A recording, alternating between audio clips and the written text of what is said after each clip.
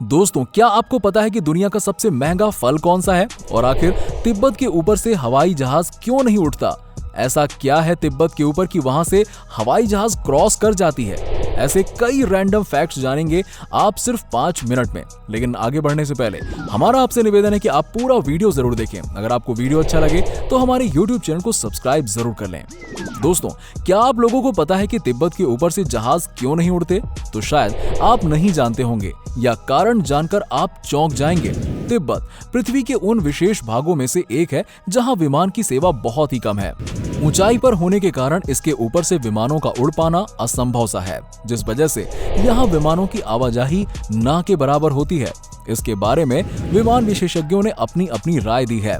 Tim हिब्बिट, जो कि एक विमान विशेषज्ञ हैं, उनका कहना है कि ये दुनिया का सबसे कम दाब वाला क्षेत्र है, जिस वजह से यात्रियों के लिए सिर्फ 20 मिनट तक ही ऑक्सीजन उपलब्ध कराई जा सकती है। तिब्बत में हवाई पट्टी इतनी संकीर्ण है कि अब तक दुनिया में केवल 8 पायलट वहां विमान उतार पाने में सक्षम हो पाए हैं। इसलिए तिब्बत के ऊपर से जहाज नहीं उड़ते। दोस्तों, क्या आप जानते हैं कि हवाई जहाज के टायर क्यों नहीं फटते? शायद आपको ये पता नहीं होगा कि हवाई जहाज के टायर जो फटते नहीं हैं, इसका कारण जानकर भी आप चौंक जाएंगे। दोस्तों, जब हवाई जहाज जमीन पर उतरता है, यानी कि लैंडिंग के दौरान, उसकी स्पीड 250 से 300 किलोमीटर प्रति घंटा होती है, मगर उसका टायर इसलिए नहीं फटता क्योंकि उसके टायर गाड़ियों के टायर से काफी अलग बनाए जाते हैं। हवाई जहाज के टायर में रबड़ के साथ एल्यूमिनियम और स्टील भी मिक्स किया जाता है। इन सभी को मिलाकर हवाई जहाज के टायर को तैयार किया जाता है और इसमें कार के टायर की बजाय 6 गुना ज्यादा प्रेशर से हवा भरी होती है, इसीलिए ये अधिक वजन के भार को सहन कर पाता है। दोस्तों, क्या आप लोगों को पता है कि कई ऐसे देश हैं जहां पर कोल्ड ड्रिंक्स पीना गुनाह माना जाता है, और उन देशों में कोका कोला तो बैन ही है। ताज्जुब की बात तो ये है कि जिस अमेरिका में कोका कोला का आविष्कार हुआ, आज उसी के राष्ट्रपिता उस देश के नेता से मिल रहे हैं जहां पर कोका कोला बैन है। जी हाँ, नॉर्थ कोरिया में कोका कोला को बैन किया गया है, वो भी इसलिए क्योंकि दोनों देशों के बीच में काफी समय से व्यापार नहीं चल रहा है। कुछ वर्षों पहले खबर ये भी आई थी कि नॉर्थ कोरिया में स्मगलिंग करके कोका कोला बेची जा रही है। दूसरा देश है क्यूबा। इस देश में भी पिछले करीबन 60 से 65 सालों से कोका कोला बैन है। फिडेल कास्त्रो के सत्ता में आने के बाद इस अमेरिकी कंपनी के एसेट्स को नुकसान पहुंचाया गया था, जिसके बाद कंपनी ने देश से अपने एसेट्स और सामान वापस मंगा लिए थे।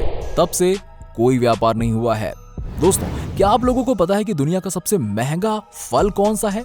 शायद आपको नहीं पता होगा, क्योंकि ऐसा फल खरीदने के लिए सबसे पहले आपको करोड़पति बनना पड़ेगा, और फल का नाम है जापान का युबरी खरबूजा, और ये दुनिया का सबसे महंगा फल है। जी हाँ, ये खास फल जापान में उगाया जाता है। अहम बात तो यह है कि इस खरबूजे की अधिकतर बिक्री भी जापान में ही होती है।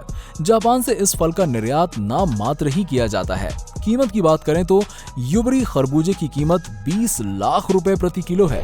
यदि 2 खरबूजे मिलकर 1 किलो हो तो एक खरबूजे की कीमत तो भाई 10 लाख रुपए होगी।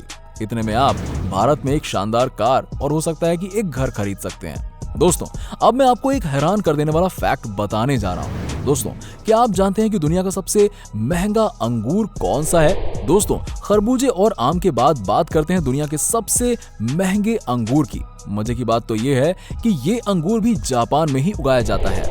इस खास अंगूर का नाम होता है रूबी रोमन अंगूर। ये अंगूर दुनिया के सबसे महंगे फलों में शामिल है।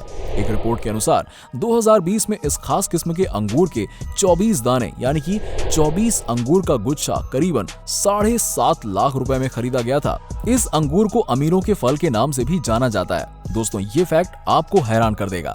दोस्तों, क्या आपको पता है कि एक ऐसा देश भी है जहां पर भीख मांगना भी आम तरीके का काम है?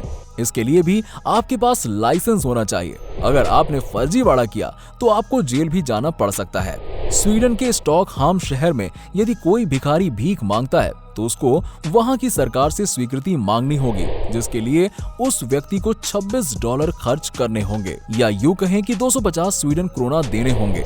और ये परमिट सिर्फ 3 माह के लिए ही होगा, जिसको भिखारी को भीख मांगते वक्त अपने साथ में रखना होगा। यदि परमिट साथ नहीं हुआ तो भिखारी को भीख नहीं दी जाएगी। वहीं परमिट न होने पर भिखारी को 4000 स्वीडिश क्रोना यानी कि $450 दंड देना होगा।